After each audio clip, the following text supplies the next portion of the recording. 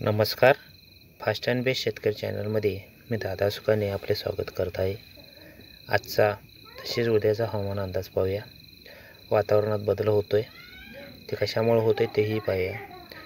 तर आज सायंकाळच्या सुमारास सोलापूर, नांदेड, हैदराबाद या दिशेला एक हवेची द्रोणस्थिती निर्माण झालेली आहे आणि मंगळूर, बेंगळूर, हुबळी, बळ्ळारी ह्या साईडला एक हवेचं स्तब्धता निर्माण झाली आहे. त्या भागात हैदराबादला आणि या परिसराच्या उत्तर भागामध्ये ढगाळ हवामान दिसलं. इकडे खाली बेल्लोर, मैसूर, बेंगळूर, चिकमंगळूर ह्या साईडला सुद्धा ढगाळ हवामान दिसत आहे. एकंदरीत ढगाळ हवामान उंचावरचे ढग येण्यास सुरुवात झालेली आहे आणि या साईडला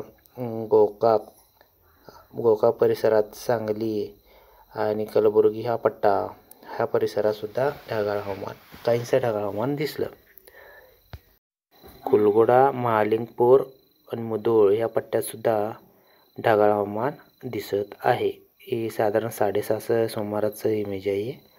त्यानंतर पाहायला गेलं तर दुसरं कुर्नेवाडी ते कल्लोळी परिसरात सुद्धा ढगाळ हवामान दिसत आहे. म्हणजे गोकाकचा पश्चिम वायव्य साईडला ढगाळ हवामान दिसत आहे. तसेच पुढे सायंकाळच्या सुमारास इकडे कर्नाटकमध्ये चांदगड, नासारी तसेच पूर्व भाग जो आहे त्या पट्ट्यात सुद्धा काहीसा ढगाळ हवामान म्हणजे भुरभुर याची शक्यता असणारे क्वचित ठेंब असणारे ढग सुद्धा दिसले. करजगी, इंडी परिसरात सुद्धा ढगांची काहीशी साखळी पण दिसली. उंचावरची ढगाची साखळी सुद्धा दिसली. इकडं महाराष्ट्रामध्ये जत आणि ह्या परिसरात सुद्धा ढगांचं हवामान दिसत होतं. जतचा उत्तरेकडचा भाग, खोची हे पट्टा, खोची ते जत हा एक पट्टा आहे. त्या पट्ट्यात सुद्धा काहीसा ढगाळ हवामान दिसतं.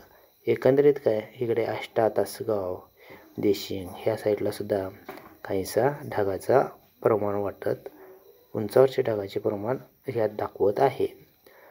मग एकंदरीत काहीसा वातावरणात बदल होतोय आणि मलकापूरपासून जिथे हवेची द्रोणस्थिती झाली आहे तिथून ढगाची निर्मिती सुद्धा होत आहे. वातावरणात थोडा बदल होतोय. ते कशामुळं तर हवेची द्रोणस्थिती निर्माण झाली आहे.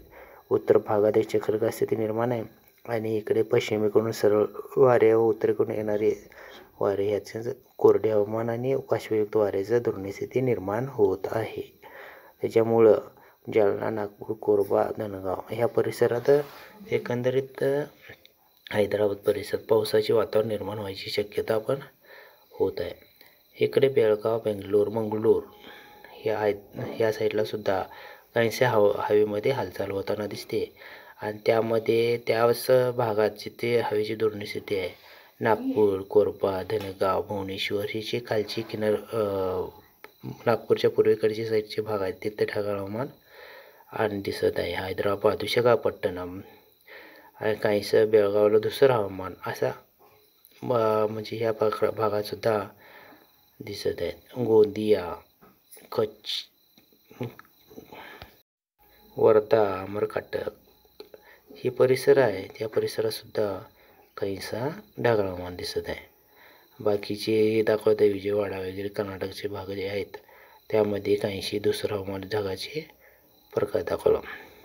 कोलकाता साईडला पावसाचा जोर अधिक आहे आणि तिथं पाऊस काहीसा मध्यम ते मुसळधार पडण्याची शक्यता आहे आणि त्या साईडला आज उद्या एवढ्यात जरासा जोर वाटतोय. त्याच्यातले थोडेसे ढग महाराष्ट्रापर्यंत येऊन पोचलेले वाटत आहेत.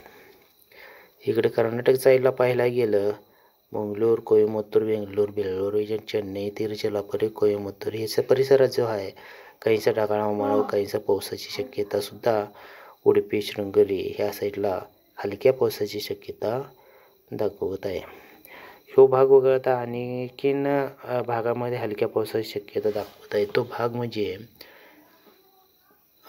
कन्नूर,